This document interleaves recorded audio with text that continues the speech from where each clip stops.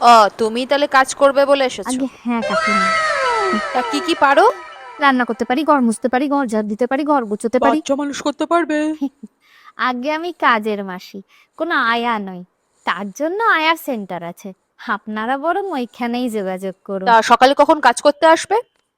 আমি ভোর 5টায় আসবো, 5টা 15 বেরিয়ে যাব, কোনো অসুবিধা হবে না মামি।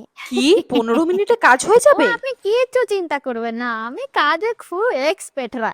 এক্সপেক্টরা? হ্যাঁ, মাসে ছুটি? বেশি দিন না দিদি, এই 7 দিনের মধ্যে 7 দিনের মধ্যে 5 দিন? হ্যাঁ মোটে তো 5 দিন বলেছি আমি।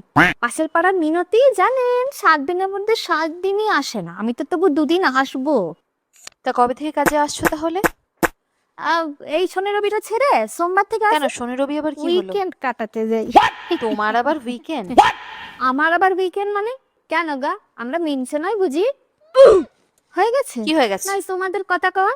এবার আমি আমারটা একটু বলি। বাড়িতে vacuum cleaner, washing machine, dish washer, mixie, electric oven সব আছে তো। কেন, এগুলো আবার কি হবে? বুঝতেই তো পারছেন, আমরা আজকালকার দিনের মেয়ে মানুষ, গতরে খাটানি অত পোষায় না। যন্ত্রপাতি থাকলে আমরা সব করে দিতে পারি। আর মাইনে?